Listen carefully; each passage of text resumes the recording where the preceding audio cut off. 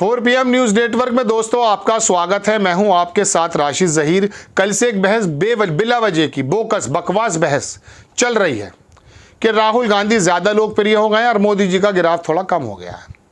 इस पर वो अंजना ओम कश्यप और तमाम गोदी मीडिया के चैनल आपका मेरा समय बर्बाद कर रहे हैं। क्या मोदी जी जा रहे हैं कहीं? ईश्वर उनकी उम्र को दीर्घायु करे, जा रहे हैं वो कहीं? नहीं ना। या वो प्रधानमंत्री पद छोड़ रहे हैं, या सरकार पे बहुत बड़ा खतरा है। लेकिन 2 दिन से कोई खबरें नहीं है, तो आपके सामने वो CSDS और वो जो सी वोटर का जो है लेकर आ गए, जो पहले रो भी पड़े हैं वहाँ। झूठे CSDS कुछ थोड़ा बहुत एक्सेप्टेबल है, लेकिन झूठे। और आवाज़ में वो जान तो नहीं थी जो 1 जून को थी, ममता उसकी क्या कहते हैं अंजना ओम कश्यप की शोर मचा रही थी। लेकिन इस बार फिर वो अपना एक पुलिंदा लेकर आ गया है और आकर बताने लगा पंजाब में इतना हो गया है, उत्तर प्रदेश में इतना है, उसमें। अरे भाई, बात ऐसी है, सरकार जब जाएगी 4 साल में तो बहुत पानी बह जाएगा गंगा में। पता कर लेंगे 4 साल बाद। ये इलेक्शन होंगे, इसके बाद हालात बदल जाएंगे। फिर 3 साल में और भी इलेक्शन है दूसरे स्टेट्स में। मोदी जी, योगी जी, अमित शाह, राहुल गांधी कौन है पता चल जाएगा ना। हर 6 महीने बाद तो राय बदल जाती है देश के लोगों की। लेकिन आपको एक अजीबोगरीब बकवास बहस में लगाया जा रहा है। लेकिन एक इस बकवास बहस में भी एक बात निकल करके आई है, वो ये है कि मोदी जी के बताया थोड़ा सा 5-6% घटी है और राहुल गांधी की 8% बढ़ी है। लेकिन उसके बावजूद भी राहुल गांधी उनसे 8% कम, मतलब 50% के करीब कम है। कोई CSDS में कुछ कम है। लेकिन मैं आपको बताना चाहता हूँ कि 20% जो है भारतीय जनता पार्टी में अमित शाह को बताया जा रहा है और योगी जी को बताया जा रहा है शायद 19%। पहली बात तो मैंने कहा कोई चांस नहीं है अभी किसी का। लेकिन मैं आपको पूछना चाहता हूं, अमित शाह का कोई चांस है क्या? अमित शाह की 2 चीज़ें हैं, संगठन पर पकड़ और गुजरात लॉबी से है ना, ये 2 चीज़ें हैं। और तीसरी बात कॉरपोरेट जगत पर उनका हस्तक्षेप। इन 3 चीज़ों से वो वाकई मजबूत कैंडिडेट बनते हैं। लेकिन इन्होंने जो 41,000 लोगों का सर्वे किया है, उसमें अमित शाह का क्या मतलब है बताइए? हाँ, गुजरात में अगर किया हो 1000, 2000, 5000 आदमियों का, तो वहाँ अमित शाह का नाम आ सकता है। लेकिन उड़ीसा में क्या मतलब है, बिहार में क्या मतलब है, महाराष्ट्र में क्या मतलब है, उत्तर प्रदेश में क्या मतलब है? यहाँ तो योगी आदित्यनाथ का आना चाहिए ना। योगी आदित्यनाथ उत्तर प्रदेश में मजबूत हैं। हिंदुत्व की धुरी की अगर बात करें तो मध्य प्रदेश, राजस्थान में भी मजबूत हैं। महाराष्ट्र में भी चलिए थोड़ा बहुत नाम माना जा सकता है, हरियाणा में भी माना जा सकता है, चलिए दिल्ली में भी माना जा सकता है। लेकिन बिहार में तो नहीं माना जाएगा। वहाँ तो पिछड़ों की राजनीति चलती है। वहाँ तो मोदी जी एक्सेप्टेबल हैं, वहाँ योगी जी फेल हैं। योगी जी गुजरात में फेल हैं, योगी जी कॉरपोरेट जगत में फेल हैं। कहने का मेरा मतलब यह है कि वो एक नया एक आपके सामने शगुफा रोज़ाना रख दिया जाता है और आपको भी साथ भी हैरत है, आप देखते हैं। यकीन मानिए मैंने कोई सर्वे नहीं देखा, बस मैंने एक हल्की सी हेडिंग पढ़ी, 19%, 20%, ये बकवास। और ये लोग रोते हैं फिर स्टूडियो में जा कर के।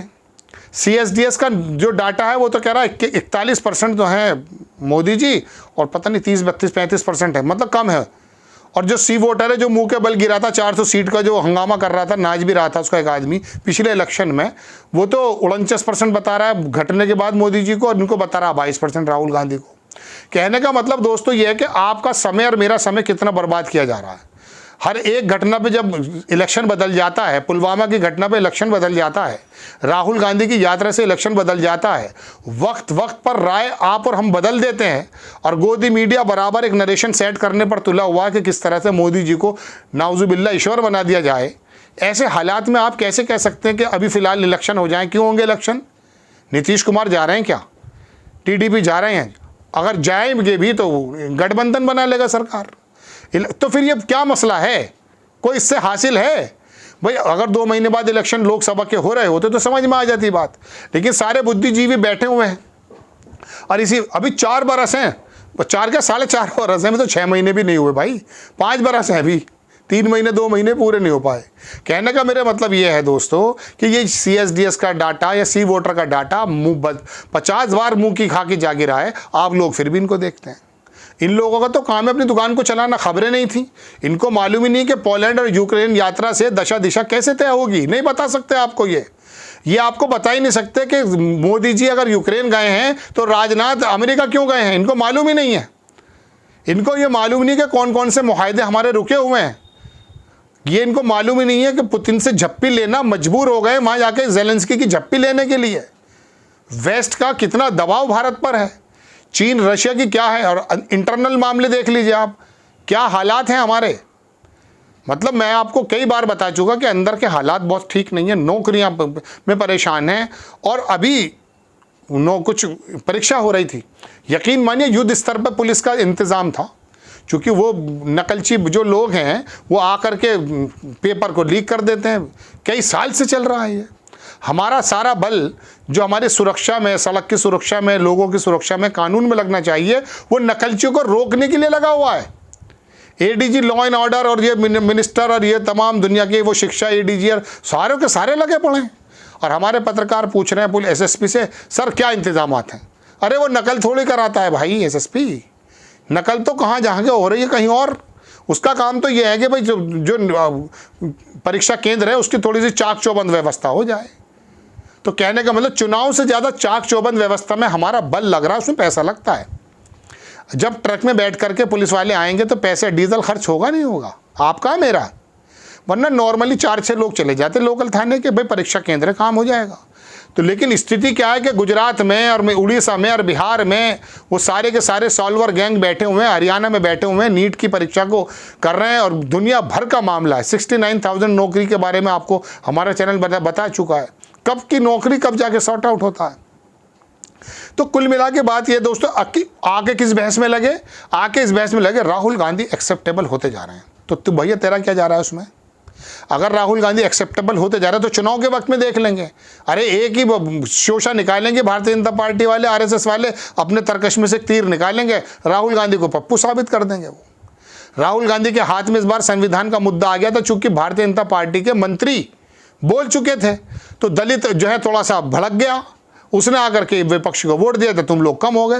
लेकिन उड़ीसा में तो बहुत ज़्यादा सीटें बढ़ गई इनकी, मालूम है आपको? नहीं बताइए।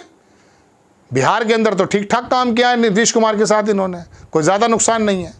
कहने का मतलब ये कि ऐसा नहीं है, ये तो दरअसल जातियों का जो समीकरण है जब बंद जाता है, थोड़ा सा परसेप्शन भी, इसमें कोई दो राय नहीं, राहुल गांधी का परसेप्शन है, उससे क्या होता है कि चुनाव मोड़ा जा सकता है, चुनाव मोड़ा जा सकता है। ये अखिलेश यादव के पास कोई इतने बड़े संसाधन थोड़ी ना थे कि उसने चुनाव में 37 सीटें जीती, लोकसभा की 37 सीटें, ये तो उम्मीद भी नहीं कर सकते थे आप। वजह क्या कि पीडीए चल गया, कुछ दलित आ गया, मुस्लिम तो था ही वहाँ पर, यादव एकजुट हो गया, कुछ जो अपर क्लास का वोट था वो कांग्रेस काट करके ले गई, उनको नुकसान हो गया, कुछ योगी आदित्यनाथ की नाराज़गी थी, कुछ एंटी इनकम्बेंसी थी, सब मिलकर के हंडिया बन जाती है। अब इसमें कहने लगे मोदी जी का औरा चला गया। अगर औरा चला गया तो क्या आज तक सिंगल पार्टी को बहुमत 240 लेकर आया? आप विपक्ष में भारतीय जनता पार्टी जो सत्ता पक्ष में 240 सीटें कोई छूट कम होती हैं क्या? ये मोदी जी का औरा ही तो है, धर्म में बांटने की राजनीति का टैक्टिस ही तो है। आज भी क्या समझते हैं, हिंदी पट्टी के अंदर धार्मिक पशु बने हुए हैं लोग। हाँ, इसमें कोई दो राय नहीं है कि राहुल गांधी की पोजीशन बनी है, पहले से लोग ऊब गए हैं, कुछ बुनियादी सवालों पर भी आ गए हैं, लेकिन अभी हिंदू मुस्लिम की बात आने लगी कि हिंदी पट्टी में फिर वही बन जाएंगे। तो ये तो एक मामला चलता। अब आप कहेंगे ये अभी क्यों हुआ है? अरे समाजवादी पार्टी महाराष्ट्र में है क्या? वहाँ से अबू आसिम जीतता है गोवंडी और भिवंडी से, समाजवादी पार्टी से। बताइए आप, इसमें क्या मसला है? अपनी अपनी पर्सनैलिटी की भी बात होती है। तो दोस्तों ये जो बोगस राय है, इसमें मैं अमित शाह की बात बताना चाहता था। अमित शाह को कौन से 41,000 जो लोगों की राय ली है, 140 करोड़ लोगों में कितना बड़ा काम किया है इसने। इस झूठ से, इस फरेब से आना बंद कीजिए। हालांकि इनको देखना बंद कर दिया है, लेकिन मेरा कहना तो ये कि जब ये सर्वे लेकर आए बिल्कुल 0 व्यूज आने चाहिए इनके। आपको खबर कैसी लगी अपनी राय कमेंट्स बॉक्स में ज़रूर दीजिए। चैनल को सब्सक्राइब कीजिए, शेयर कीजिए। नेक्स्ट टाइम मैं किसी खबर के साथ हाजिर होता हूँ। जय हिंद।